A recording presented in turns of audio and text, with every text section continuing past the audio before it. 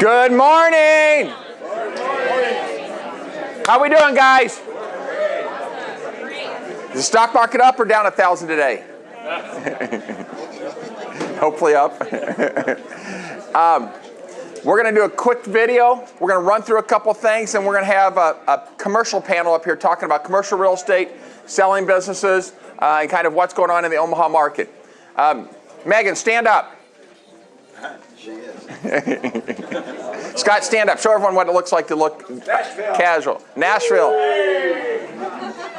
Quick video. Can we hit the video? Why do I have to go through this? Why do I have to face this? This isn't fair. All I wanted to do was to hit a home run to fit in.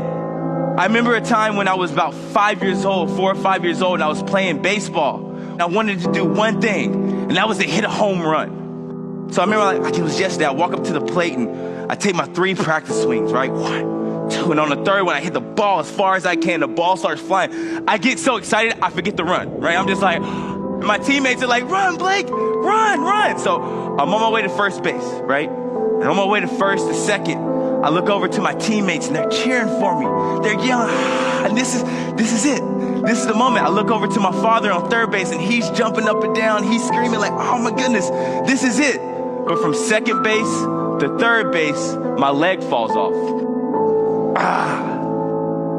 As I laid there, one leg on, one leg off, I remember looking over at my teammates and all that excitement was gone. And I can remember looking at my father and he was disappointed, not at me, but at the situation, right? I remember being mad at the world. I remember questioning, like, no, this isn't fair. What did I do to deserve this? All my teammates, they have their legs. My mother, she has her legs. My brother, he's fine. Why me? All I wanted to do was to make my father proud. And you mean to tell me I can't even do that? Why me? I was looking for fault. It's life's fault. It's her fault. It's his fault. It's their fault. I don't deserve this. It was my responsibility to get back up. It's my responsibility to figure this out. I decided to take control over my life. Instead of asking why me, ask myself, well, why not me? I'm meant for this. Why not me? I'm strong enough for this. Why not me? I'm smart enough for this. My mom always told me every morning that I woke up, she said, Blake, yes, you have 2 disabilities, but you have 1,000 other abilities that makes you a special person. You have 1,000 other abilities that allows you to wake up each and every day, put a smile in your face, and go and attack the world. Life is 10% of what you're dealt with, and 90% on how you deal with it. The fact that I was born without legs, that's my 10%. But I still have 90% to show the world what I truly can do. I still have 90% to wake up each and every day and with the opportunity to fight, to keep pushing through. I choose to accept my 10% and take the 90 and go and attack the world. I take my 90 and every day that I wake up, I say I'm going to walk.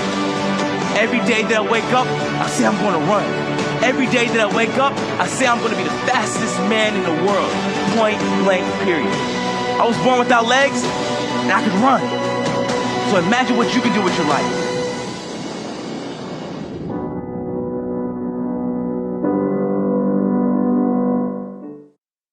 Julie, one job, Julie. Lights. How she sell $50 million of real estate, I'll never know. But I love that, right? 10% is God given to me, but 90% that ability, you know.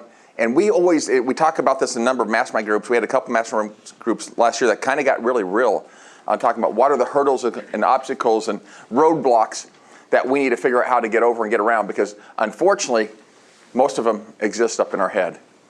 And as soon as we knock them down in our head and we see the opportunity and the ability to do anything that we want to accomplish, we can't accomplish anything. And in this business, this is an easy business. And Johnny Rogers talked about it's not the smartest, thank God, right? Or the strongest or the fastest. But we have the ability in this business to accomplish anything we want to accomplish. But we've got to determine mentally, that's what we want to do. So we're going to have a panel of commercial guys get up here and talk a little bit about the commercial world and what's going on in that. In about 10 minutes, we're going to run through a couple quick things, and then we're going to turn it over to them, and we're going to get this ball rolling. So Mike, you put this together. I think you came to me a couple months ago asking to do this. Is that right? That's great. And we kept pushing you off, and I said, maybe he'll forget about it. He didn't. So we're here. So real quick, Maggie, you want to come up real quick because I'm talking about this, but the mortgage, you want to see Rich? Have we introduced you yet? No. Come up here and introduce yourself. Can we use that mic? Maggie, hand that microphone to. So we've got a new mortgage manager here. Morning, everybody. And we're looking to get a couple more loan officers also. So do a 1-minute introduction of yourself, and then maybe just talk about the $1,000 and $10,000. Continue to remind them of that. You bet. So my name is Rich Brown. I've been in the mortgage business since around '92, mostly here in Omaha. I know many of you. Glad to be here. We have a hot rod car, is what I'd call what we have, and we need more drivers to drive the hot rod car that we have. Prosperity's tools that they have is the reason why I joined the company. Their people. It's unbelievable, honestly. When you look at, productivity per loan officer, which is one of the kind of components I look at, they over double the rest of the country on what's average. So your folks at First National or Wells Fargo or those places, they close about half of what a typical loan officer closes at Prosperity. Just because of the tools, the closing, I mean, it's really neat. So, and as you know, we're trying to gain market share here. That's why we have the $1,000 price match guarantee. So for your customer, let's say you're like, I'm not sure if they're getting a good deal from my lender or not. Why don't you talk to my guy over here? Get him to Levi, get him to Nicole, get him to me. See if we can price match it. Worst case scenario, they end up with a $1,000 gift card from us. Best case scenario, we end up holding their lender accountable to a better price in the marketplace, and they end up paying less interest over time. So what's bad about that? And then talk about the $10,000. Yep, the other thing we do, so if you refer your buyer to us and we take them through a loan commitment process, which is basically we're going to verify income, assets, employment up front, which, how long does that take? I don't know if Kathy or Ann are here from the Regency office, but yesterday I did one, it took like 10 minutes. So in 10 minutes I had all that verified. I could give them a commitment letter basically in hand. You take that commitment letter along with your contract for your buyer, submit it to the seller. We are guaranteeing the seller the closing date, and if we don't hit it, they'll get $10,000 in cash. So that should give you power when you submit your contract to that, to the seller to say, hey, we back it up. And hopefully it gets approved. Hopefully that one wins the bid. So I went to an open house over the weekend.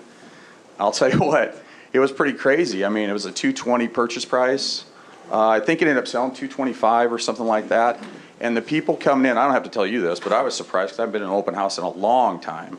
I was surprised at just the feeding frenzy that you guys are putting up with every day. And so I applaud you for kind of working through that, because it can't be easy to submit offer after offer after offer, and it gets kicked to the curb, and you're like, well, we're not going to get this one. So, Vince, thanks. Thank you. Table time. Thanks. You're going to be floating around here. We are going to be getting some more loan officers hopefully in the next 30 days or so. That's our goal. Yep. And where's Levi and Nicole? Are they here? So Levi's in the building here. So up on the 3rd floor, next to marketing, run up and grab him if you have any questions, and we're going to be moseying around with him and making sure we're introducing all of these guys to you guys as we walk around here over the next couple days. The other thing I'd say, if you have other lenders that you're talking to that maybe aren't happy where they're at, get them to me. Yeah, we'll talk to them. Right now the refi, pipelines are full, right? So you're probably not going to hear a lot from other lenders other than their automatic marketing, because they're trying to get busy, funding refis. So. Interest rates are great. What's a 30-year mortgage right now? Cash out or no? A purchase 30-year fix is probably about 3.25. 3.25, 30-year mortgage. So last year at this time it was about 4.5, and so that 1.25 difference has increased your people's purchasing power quite a bit. So what I would say, you had somebody say last year that was buying a house at $200,000, they couldn't see the house that they wanted. Today that might be $275 for the same price. So you might have this same borrower or buyer last year that's like, we couldn't find anything in our price range. Now it's in the price range. They can't hear behind it. It's too late. So, Levi, what I want you guys to put together is I'd send out, Heather, send Levi that sheet that I sent out from Colorado. showing that on a $2,240 per month payment because our average sales price is higher, that at 5%, because beginning of last year we were 5%, right?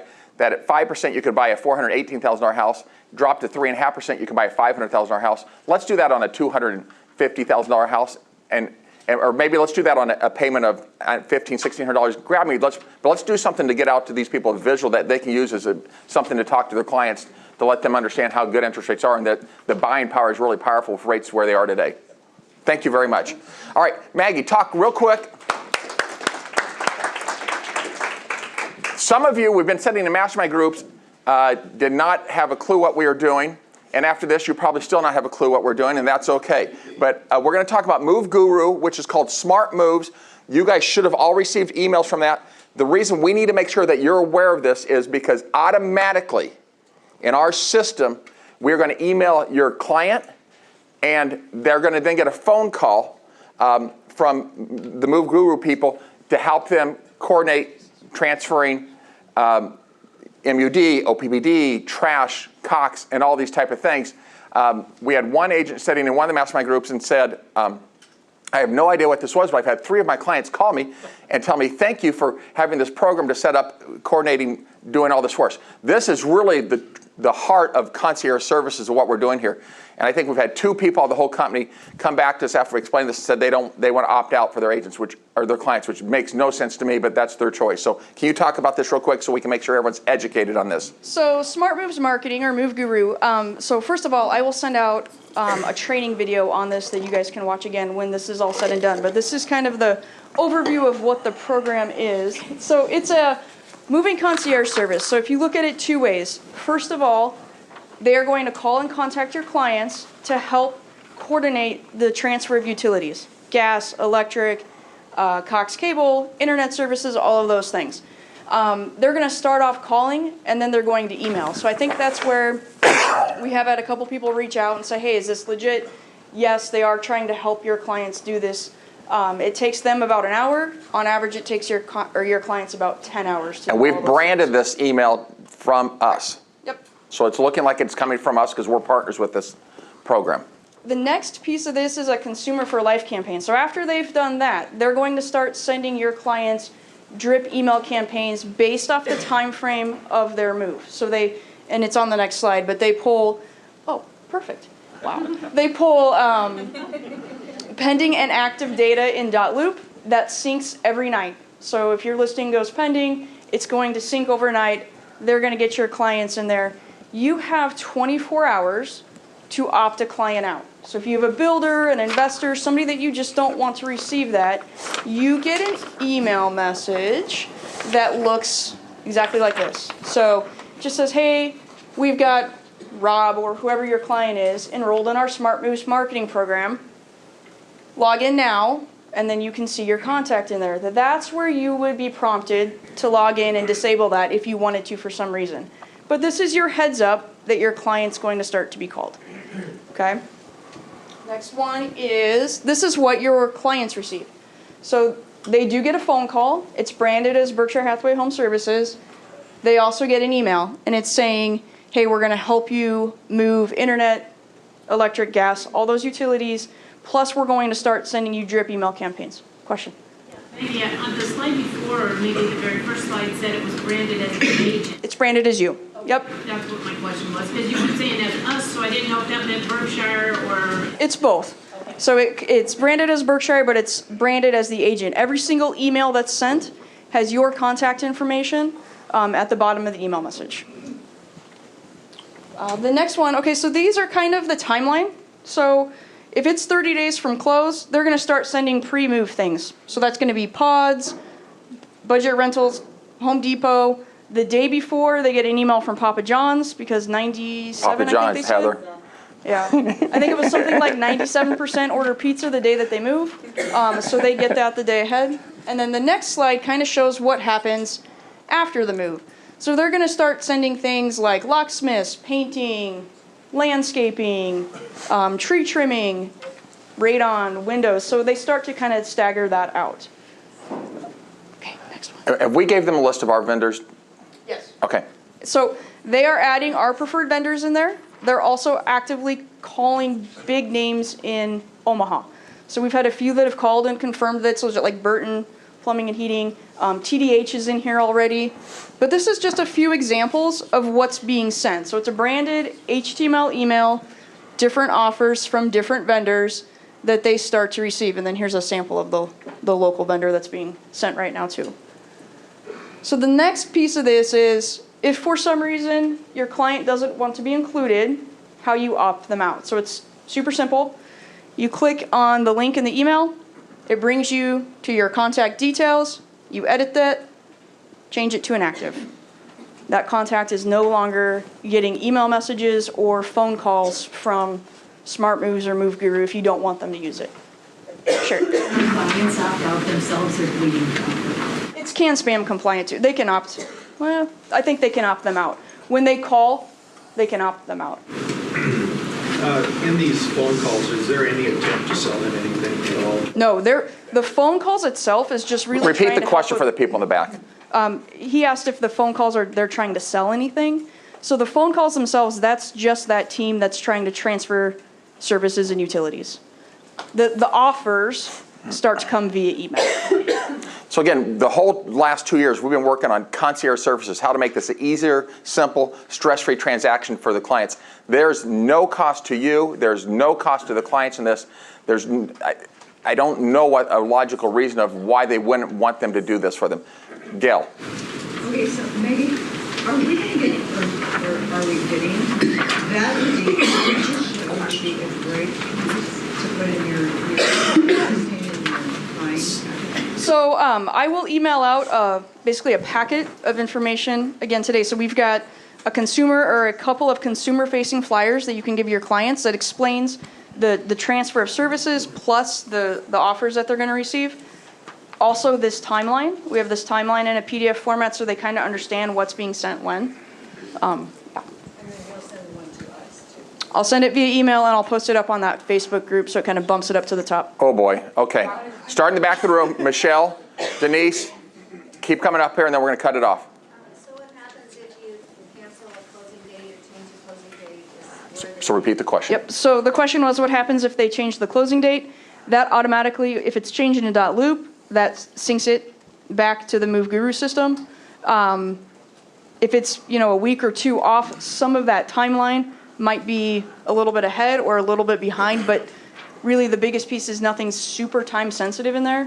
But if it is in .loop, it should sync back over to the platform. And you can manually change it as well. Didn't they hear that they're going to get like a phone number for a concierge, so like if something does change, they can call them directly? There's a phone number on all the marketing materials. It's a 1-800 number for the concierge service that you can change it. So With them I think, as well. Michelle, your question is if 3 days prior to closing, they've already got it coordinated and it changes. I believe, we need to get confirmation of this. I believe the consumer has the ability to call them.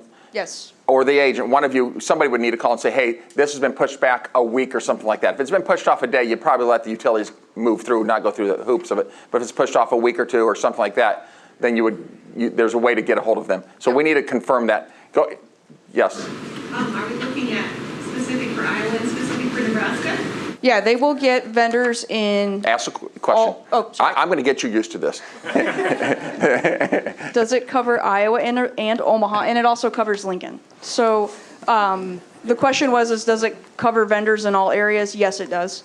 They are actively reaching out to vendors in all of those areas, plus our preferred vendors cover those areas as well. All right, because we are getting time sensitive. Denise, your hand up.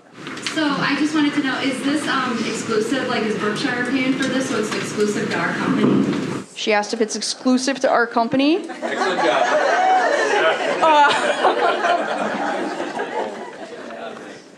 I believe it is. This contract, this vendor came. Scott, did you look at the contract? Yeah, it's good. Nobody else in Omaha has it right now. I don't know. I didn't read the contract.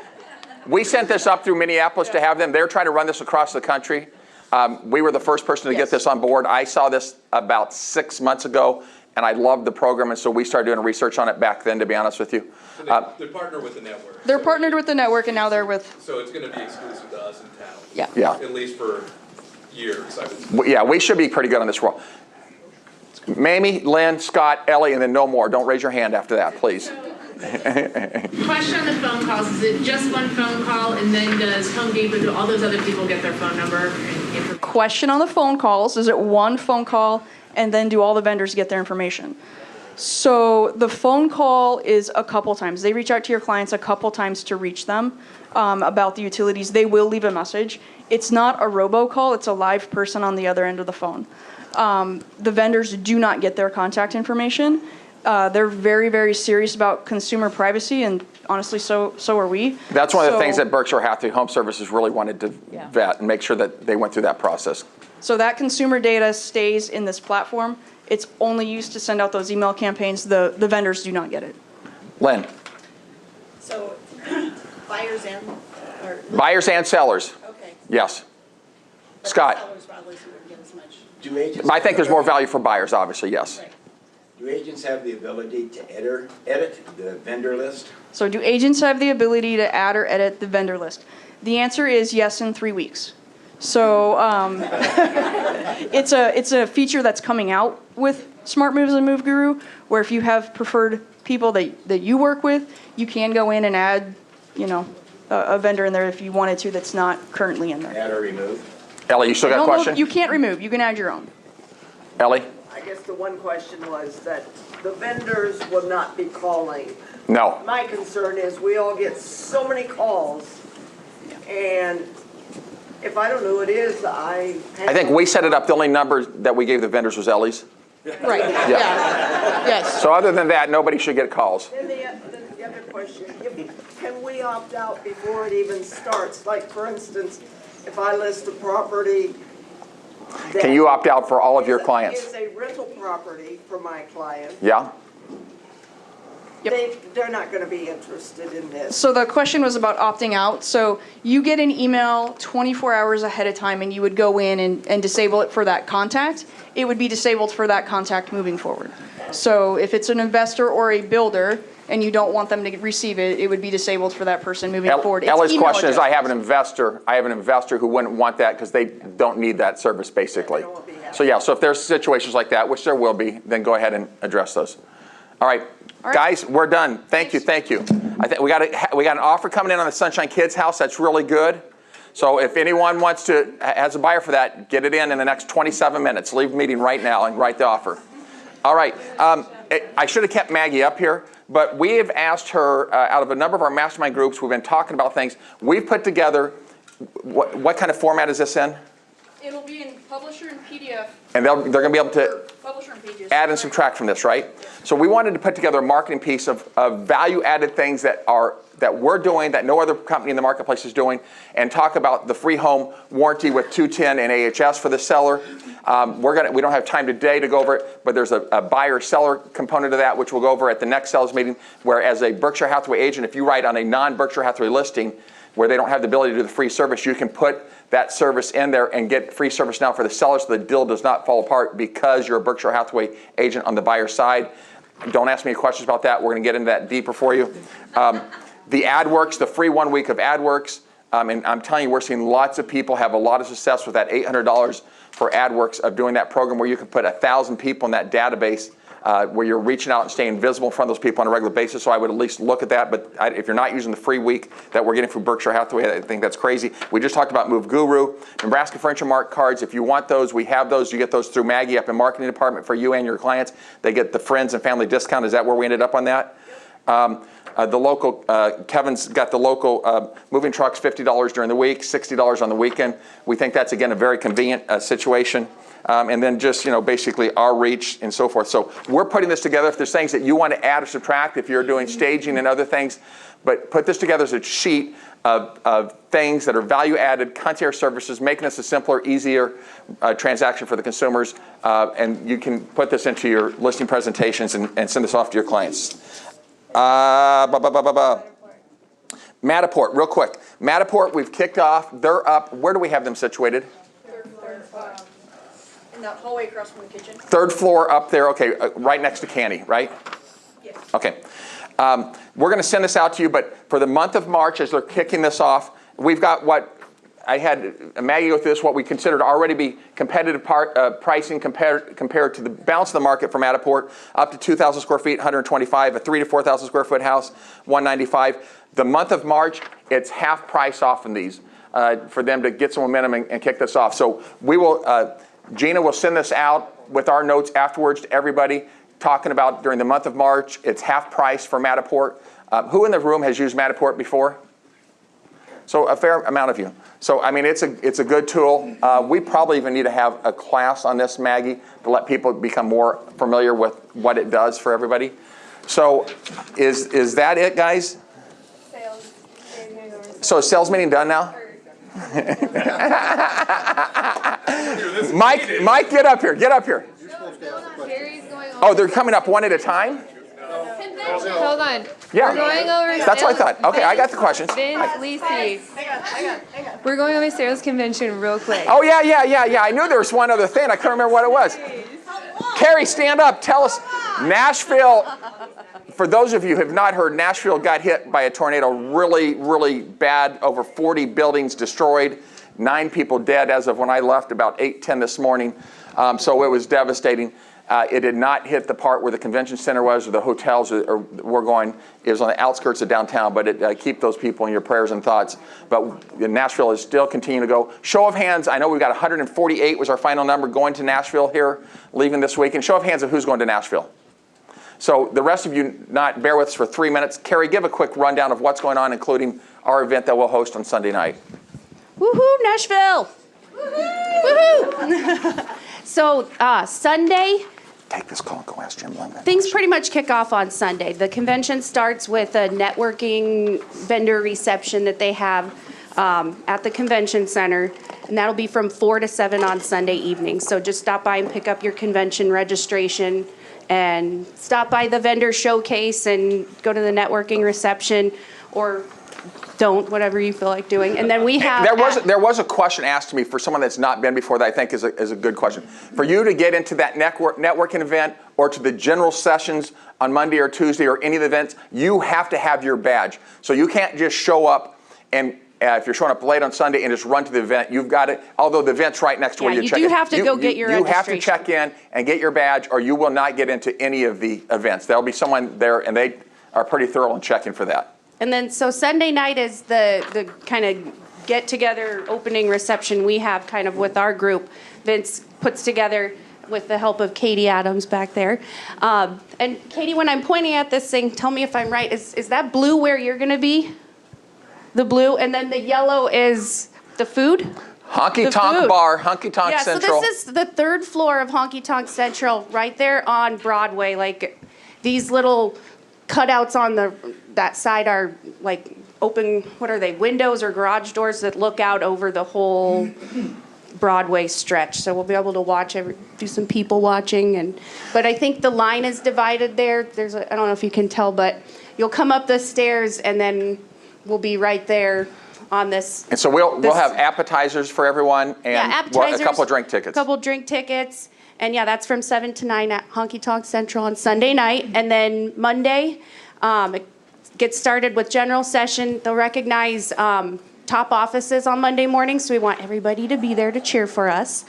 And then, because we'll probably be number 1 office again, right? We sure should be. We fingers crossed. We damn well better be. I'm texting Vince yesterday. I'm like, we're going to be number 1, I'm never right? positive we're number 1 on GCI, but California's got some high average sales prices, but we should be. So then that's Monday for general session, and they'll have, I can't remember, is Gino speaking? Gino and Chris Stewart, I think, are doing the keynote speech on Monday's general session. And then we have a bunch of, I sent out an email yesterday with all of the broker-approved university courses that you can attend. There's a bunch of other classes that we didn't get broker approved, but the ones in the email were the ones that we did. So then Monday night, there's a... Take a step back. That for the first time ever in both general sessions on Monday and Tuesday, we have now got reserved seats. This is huge. Okay. Yeah, we have reserved seats. So we have 100... I bet she's glad I'm here. Yeah.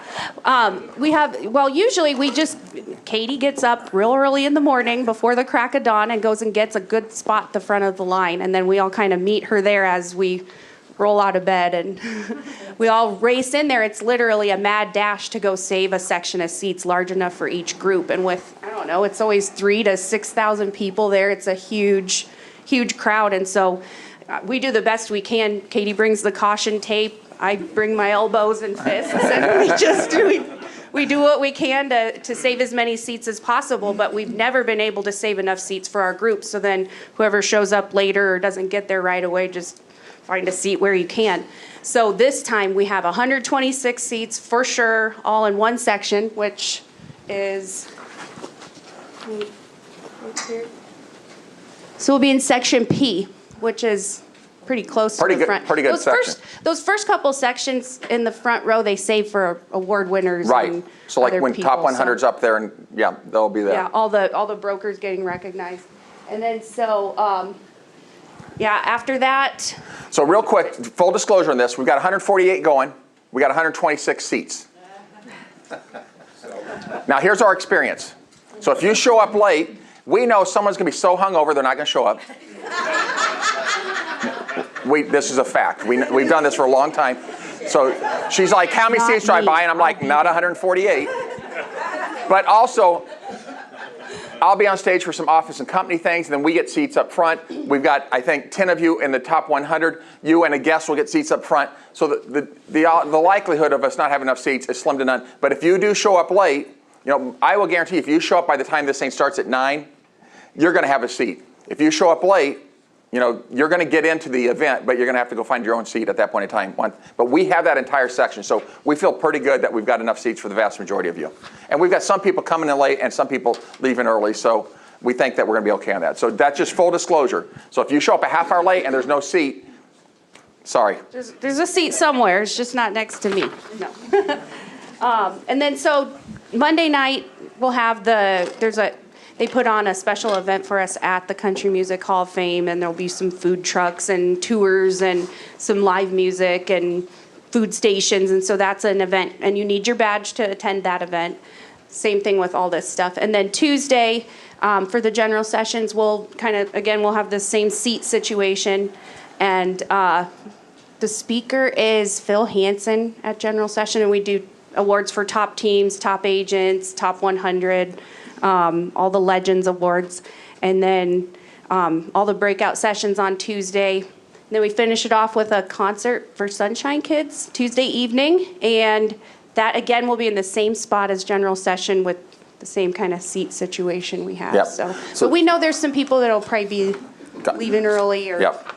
So general session morning Monday, general session morning Tuesday, and Sunshine Kids concert Tuesday evening. We've purchased seats for all three of those, so we should be good to go on those. So, Carrie, thank you. Anything you want to wrap up? And anyone have questions, please get a hold of Carrie if this is your first time. We like to do a group chat while we're gone just because, hey, where's everybody at? What's everybody doing? What's a good place to eat? And so I'll send out a link that you can click to join the group chat. It's WhatsApp, and so you just have to make sure you have WhatsApp on your phone and join the chat.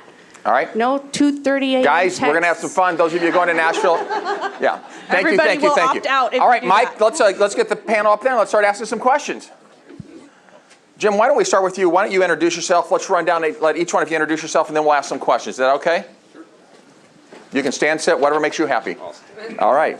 Good morning, everybody. My name is Jim Sanderson. I'm a commercial real estate broker here with Berkshire Hathaway and have been for 4 years now. My specialization is in the multifamily sector of the commercial real estate, and that's where I spend most of my time. Gary, and then keep moving the mic. I'm Gary Cookland, and I'll explain it on my slides.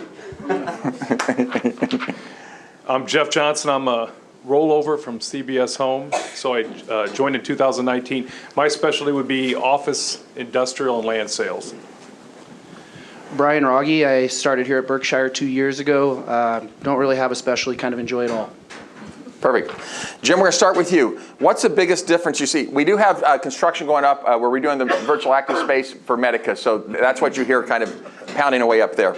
What's the biggest difference you see between single-family investments and multifamily investments? Sure.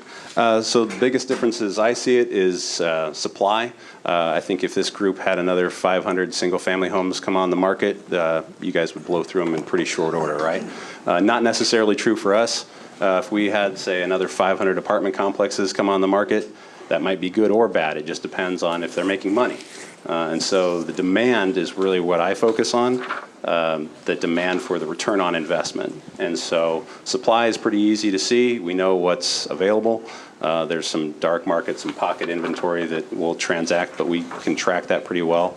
So demand is a little more complicated, and that's what my presentation is focusing on, how we determine the demand of those properties. So most of you will be familiar with the concentric rings around a property, the 1 mile, 3 mile, 5 mile radius. In commercial, we're tending to go more towards, get away from those radiuses and use actual drive times. So it doesn't really matter how far you have to drive, it's how quickly can you get there. For those of you that can see, the blue dot is actually some properties in Blackstone that we closed on earlier this year. A lot of people like Blackstone, but a lot of people don't understand it quite yet because it's kind of still an emerging market. So here we see a 5-minute commute in the red, the green is 10, and blue is 15. For the purposes of today, we didn't want to clutter it with too much information, but that 5-minute, that red circle is your direct competition. So what are the other apartments in that red ring doing? What are their occupancy rates? What are their, what kind of monthly rental rates are they getting? When we look further out at the green and the blue, what are the bigger employers around that? Can we pull from Blackstone? Can we pull the VA? Can we pull the new Buffett Center? Can we pull UNMC to see what kind of incomes are going to be wanting to locate in that area? So that's one place that we look at for demand. And then we can even plug in more information if we want. What are the attractions? What are the amenities around that area? People want to be close to bars, restaurants, movie theaters. They want access to those things. And when they're living in apartments, they will pay a premium to get close to those things. Another thing that we look at for demand is see the fastest growing areas for population. This one here, the blue dot up towards the corner there, is actually a listing that Wendy and I have right now. I'm sure if I tell you that this curved line here represents 370, the vertical lines are 84th and 72nd. So most of you know Papillion is growing really strongly and has done for the last decade or so. The brighter colors represent the biggest growth patterns. So if you're looking to develop or if you're looking to invest, you want to know where those patterns are, where the trends are, where the highest growth rates are. So now that we kind of have a better idea of what the area is doing, what the market is doing, we can dive into an individual property by going through the financials. At the top of the line, we start with the bank because it doesn't matter if we sell it, we still have to sell it to the banker, right? So we plug in those numbers. Then we use the expenses, going through line item by line item to get a better idea of how the property itself is doing, snapshot in time today. As we get towards the bottom, we are plugging in everything as far as appreciation, depreciation. We're using the individual's tax bracket to determine what that return would look like for them as an investor. It gives us a better idea of what kind of challenges they face and how this property could or couldn't answer those for them. Keep your microphone up closer. Sorry. So with multifamily, generally we see a longer hold period than single family. So we can not just look at what it's doing today, but we can project out how that's going to look 5 and 10 years down the road. And so with what we know about the market, we can plug in some assumptions for current sale price versus sale price in 5 years, 10 years down the road, and look at how that is going to perform over the life of the period that they're holding it. Last one. And then we can also dive into what a sale looks like. A lot of people say I'm hesitant to sell right now because they're afraid of the tax implications. The depreciation recapture, the 1031, all those conversations. And there's a lot of fear out there, I think, because they don't really know the numbers. They may not have had their accountant run them, but we can help them with that and really demonstrate what that would actually look like and get them to see that there are options out there. Finally, just a plug for me, on a quarterly basis, I do a multifamily report. It's just really quick and simple, shows all the sales that have transpired over the quarter. with a sale price, a cap rate, and a price per square foot. And then we show what's available on the current market. That is just my focus on demand. We have some really great tools that we use here in the commercial department, and we're here to help you be rock stars to your clients. Thank you. Gary, what information can you tell us about the retail section of commercial real estate? Good morning. My name is Gary Cookland. For those of you that haven't met me, I am here to talk about retail and kind of how it relates to shopping centers to begin with. So basically, 60% of my business is done in industrial, office, and retail. 40% is in land development.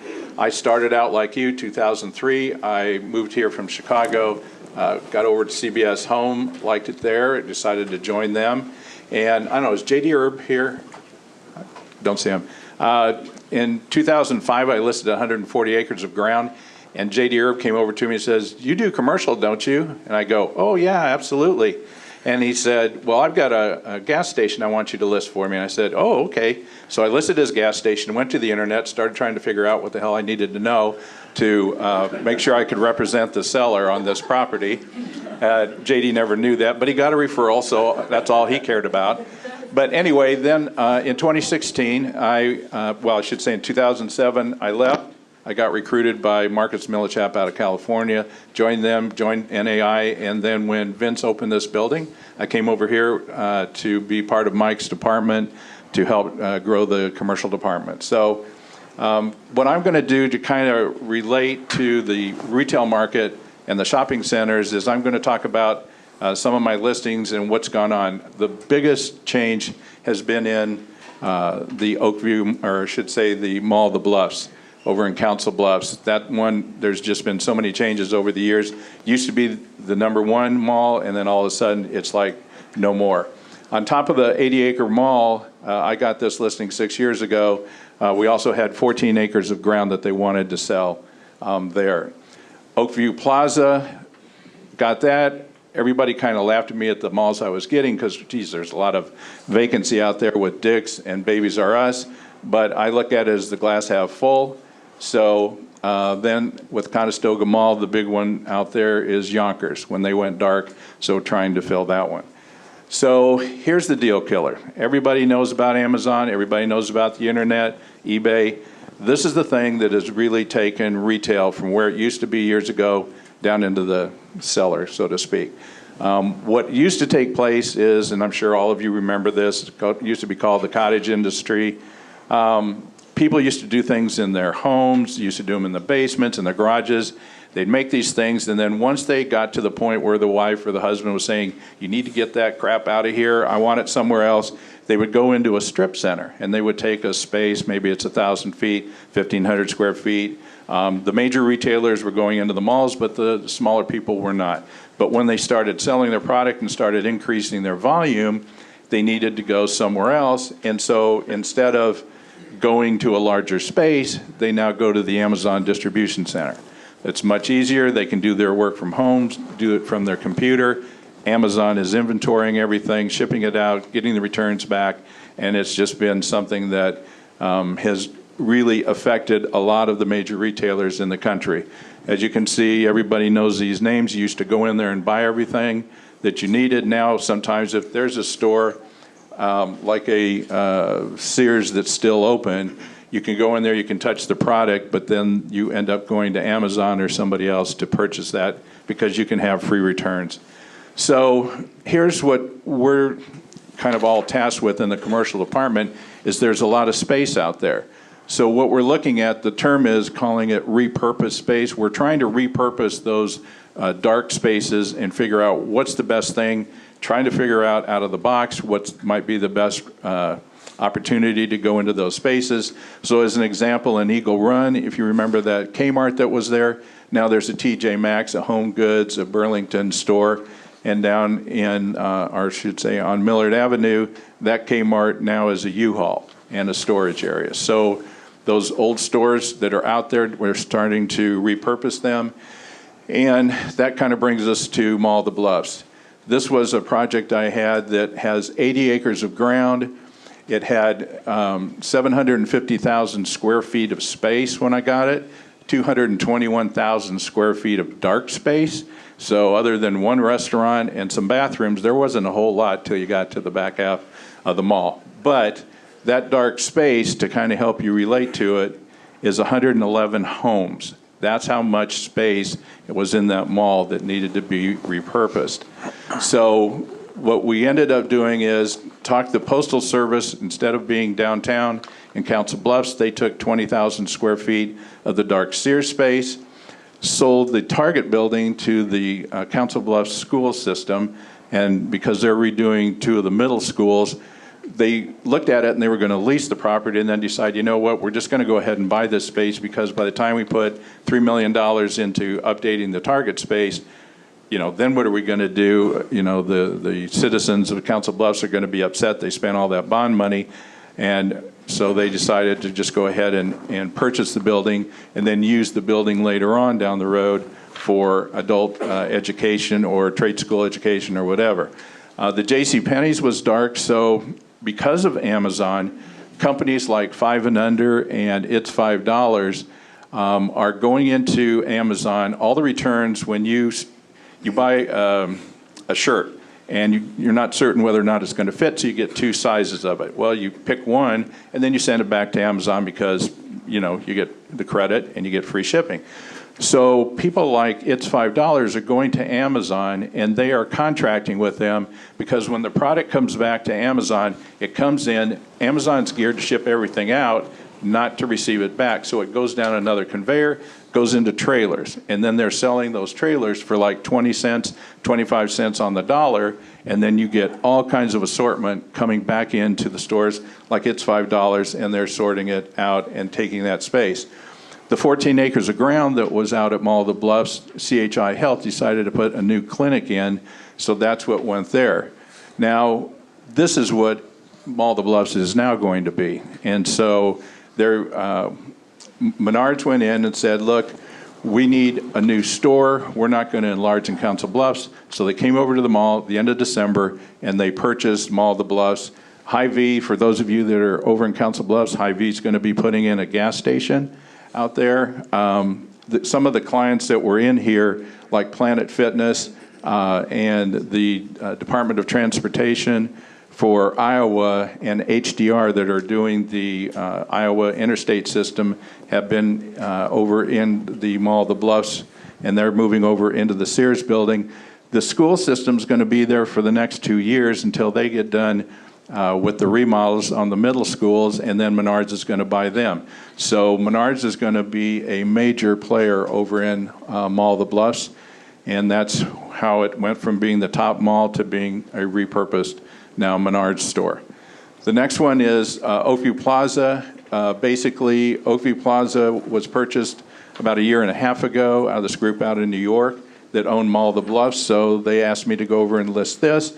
Basically, we had the Babies R Us that was dark. That's on a separate parcel. The Dick's Sporting Goods was on a separate parcel. And then the rest of the mall, or I should say Strip Center Mall, was on its own parcel. So what we ended up doing is, last December, Genesis Health Clubs purchased the Dick's parcel and the Babies R Us parcel. And so now they're going to be starting very shortly and repurposing the Dick's building into a massive Genesis Health Club. And they've also said, hey, if I find somebody for Babies R Us, we'll sell that or lease that also. Down here on the bottom, the Men's Warehouse Aspen Dental section, that is under contract currently for medical use. So you'll see that changing. One of the things that is taking place is, even though there's a lot of space over at Oakview Plaza, as you know, Oakview Mall turned around and sold. And so a lot of people said, well, is that going to be the Med Center going to go out there? Is that going to be a new Mayo Clinic type opportunity? And the answer is no. The TIAA-CREF fund turned around and bought that property, and they're trying to figure out what to do. But the Yonkers store that's over there is now a new Rush Market. So everybody's starting to backfill on some of the major areas. It's $5 is now going into the Shopko stores were owned by Spartan Nash, so that means all the no frills are going dark. So we put It's $5 into this no frills store on Broadway, and over in the Audubon, Iowa, they purchased the Shopko building there. So thank you very much. I appreciate your time and your referrals, and turn it over to Jeff. Jeff, there seems to be a lot of construction going on throughout the city. Where are the hot spots for commercial development, and what is the residential component of that? Okay. Well, since Gary took all my time, I'll keep it brief. I was going to say, you've got to speak faster than Gary. So my specialty for the most part is office, land sales. When it comes to office right now, that's probably the hottest property type out there. We've got over 1.3 million square feet of office under development. Of that, over 1 million of that is along the West Dodge corridor and Pacific Street, west of 132nd Street. So I'll get to the slides in a second. To give you probably one project to acknowledge is at 132nd and Pacific.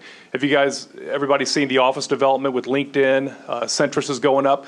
That particular project at this year's commercial real estate workshop in a few months, that's the development of the year. The LinkedIn lease is the deal of the year. So that area was kind of the epicenter of activity.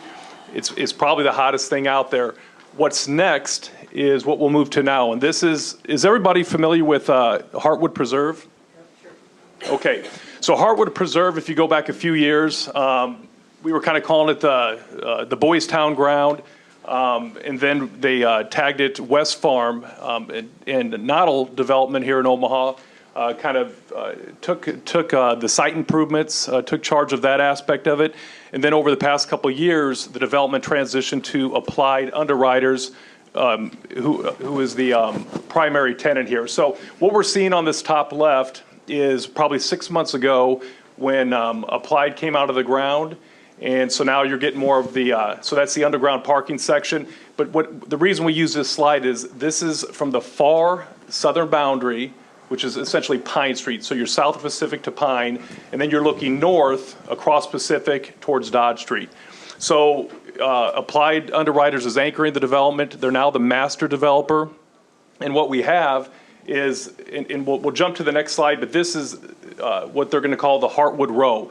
So if you hear any of the write-ups about it, they talk about the old market of West Omaha. So they are going to kind of have a core area that has, overall this is a mixed-use development, but those are going to be mixed-use buildings where you have the main level retail, you have the upper office or multifamily.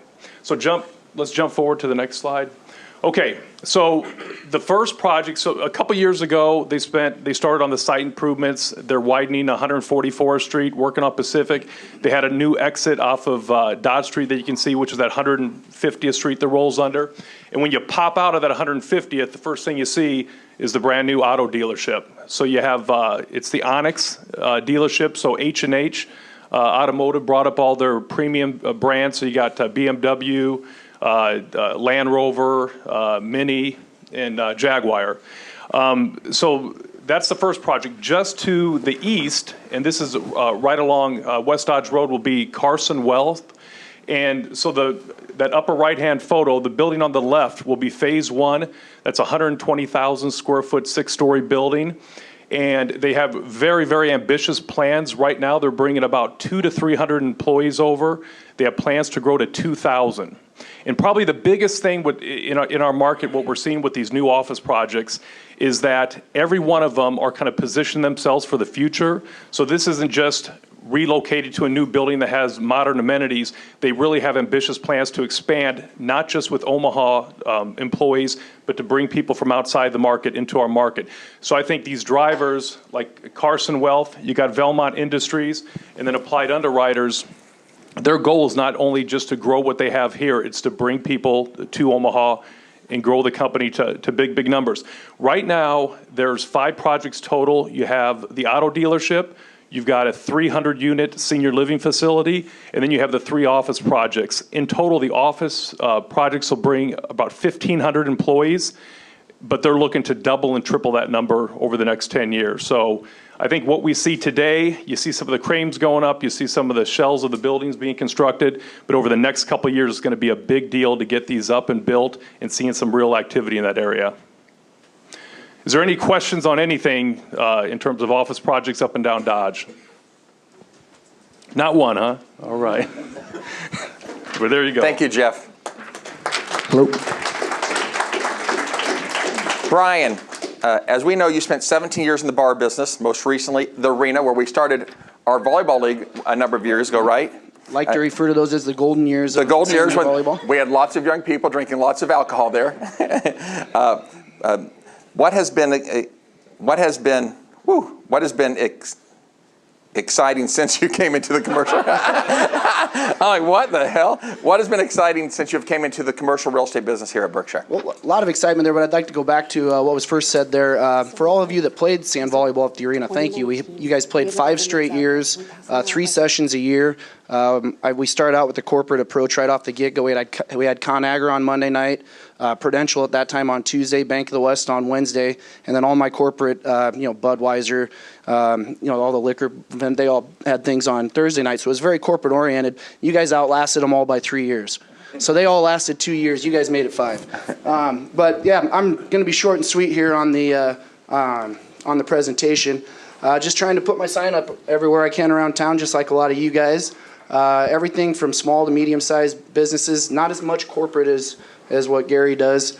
So a lot of people kind of got started, a lot of friends and family transitioning and referrals to people that are transitioning in their business. You can go to the next slide.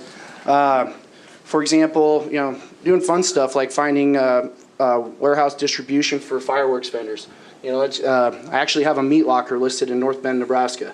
Just kind of weird stuff like that, but it's fun. These are all sales. Sold the bowling alley in North Bend, Head Setters. We downsized their footprint. They were over on Cass Street forever. Got them over onto 120th, cut their overhead in half. Major Help is right off 72nd, just a block north, right by Walgreens there. Going to be an awesome commercial catering facility that they're starting up. Construction's already started there. The Green Room just opened up on 16th Street. Right at home for me in Norfolk, Nebraska. That's where that lease is. So not only is Omaha a little bit of a reach where it's kind of all over in rural Nebraska too. Intertwine, it's one of Omaha's top growing internet sales and marketing companies. And we just they've been at the Mastercraft building for 9 years, and we just bought them the old Hinky Dinky Rod Cushes in Benson. They're going to turn that into some office space. So that's the kind of stuff I'm doing. Next slide. Lots of fun properties. Farnham building, sold all the commercial space in the Farnham building last year, about 16,000 square foot.